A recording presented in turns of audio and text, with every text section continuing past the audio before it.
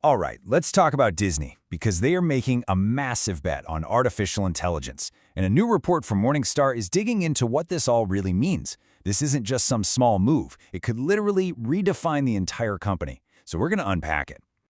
So what does happen when you mix Mickey Mouse with AI? I know, it sounds like something straight out of a sci-fi movie, right? But it's happening right now. And believe me, it is absolutely central to Disney's entire game plan for the next decade. And it all kicks off with one single partnership that's got everyone talking. Yep, you heard that right. The House of Mouse is officially in business with OpenAI. And look, this is no small-time experiment. This is a huge strategic play, and it's got analysts wondering if this is the future of entertainment as we know it. Okay, so what's the deal with this deal? What's actually in it? Because it's a lot more than just, letting an AI mess around with classic characters. No, this is a really carefully thought out partnership, and it basically gives us a roadmap for where Disney thinks the entire media landscape is headed. So here's the breakdown. First, Disney is licensing a whole bunch of its animated characters for OpenAI's video tool, Sora. But, and this is key, it's only for short, 30-second videos. They're also putting some serious money where their mouth is, a cool $1 billion investment. And maybe most importantly, Disney gets to use these AI-generated clips on Disney+. For analysts looking at this, it's not just another tech deal. They see it as a huge validation of Disney's classic characters in this new age of AI. But to really get why this is such a big deal, why analysts are so focused on it, we have to talk about a concept that's at the heart of the Morningstar report. It's something they call Disney's economic moat. And it's pretty much what it sounds like. Just imagine a castle with a huge moat around it. That moat is a powerful, long-lasting defense that keeps invaders out. Well, for a company, the moat isn't made of water and walls. It's built from unique strengths that competitors find it like almost impossible to copy. And here's the thing. Morningstar doesn't just say Disney has a moat. They say it has a wide economic moat. That's their top-tier rating, okay? It's reserved for companies whose advantages are so strong, they're expected to protect them for 20 years or even more. So what's this incredible defense system made of? Well, it really boils down to four main things. First, you've got that insane library of characters and franchises. We're talking everything from Cinderella to Star Wars. Second, ESPN's complete dominance in the world of sports. Third, you have the parks and cruises, the experiences part of the business, which, let's be honest, are just impossible for anyone else to replicate. And finally, their collection of super successful movie and TV studios. Put it all together, and you get something way more powerful than just the individual pieces.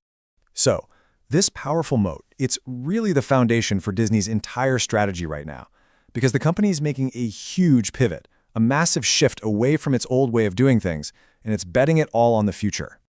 For ages, linear TV, your regular cable channels like ABC, was a money-printing machine for Disney. But that whole era, it's coming to an end. Viewership is down, profits are falling. So what's the new plan? Disney is throwing its weight behind two big things, experiences and streaming. And that big gamble on streaming, well, it's really starting to pay off. And when I say paying off, I mean it. Check out this number, $3.8 billion. That's the size of the swing in streaming profitability. The report shows the streaming business went from losing $2.5 billion in 2023 to being on track for a $1.3 billion profit in 2025. For a business that's still pretty new, that is an absolutely massive turnaround. But, while streaming gets all the headlines, the report makes one thing crystal clear. The real profit engine is still the experiences division. We're talking parks and cruises. And with new ships coming online and big park expansions planned, that part of the business is still a huge driver of growth. So, okay, with all of this change happening, it's no surprise that Wall Street is kind of split on Disney. You've got two completely different ways of looking at its future, the super optimistic bull case and the much more pessimistic bear case. Let's start with the bulls. Their argument is pretty simple, but it's really powerful. It all comes back to that incredible collection of characters and stories. The report says it flat out. No one else even comes close. This library is what drives people to subscribe to Disney+, and it gives them a huge leg up when it comes to creating the next blockbuster. The bears, on the other hand, see things differently. Now, they're not really saying Disney's going to go out of business or anything. What they're questioning is its profitability. They look at the unstoppable decline of cable TV and just don't believe that streaming will ever make the kind of insane profits that Disney used to enjoy. So, The bulls fire back by pointing to that $3.8 billion turnaround in streaming. They're like, see, the pivot is working. Plus, they'll argue that the parks and cruises business is totally unique, super profitable, and gives Disney this stable foundation for growth that literally no other media company has. But the bears, they see risks around every corner. They look at ESPN and see these giant tech companies with super deep pockets driving up the cost of sports rights, which just squeezes profits.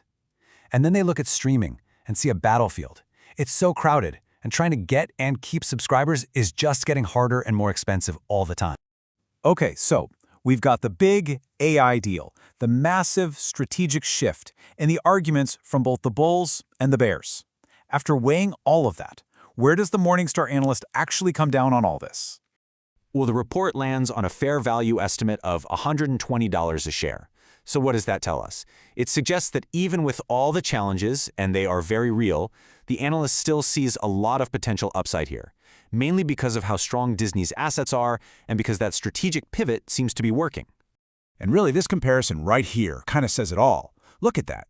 Disney is the only one with that wide moat rating. Its rivals, like Netflix and Comcast, they're rated narrow. And Warner Bros. Discovery, the report says it has no moat at all. Honestly, this one chart is pretty much the entire bull case in a nutshell. Which brings us to the big final question, right?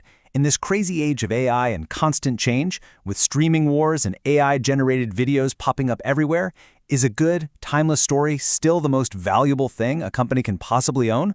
I mean, the answer to that is probably going to define the future of entertainment for all of us.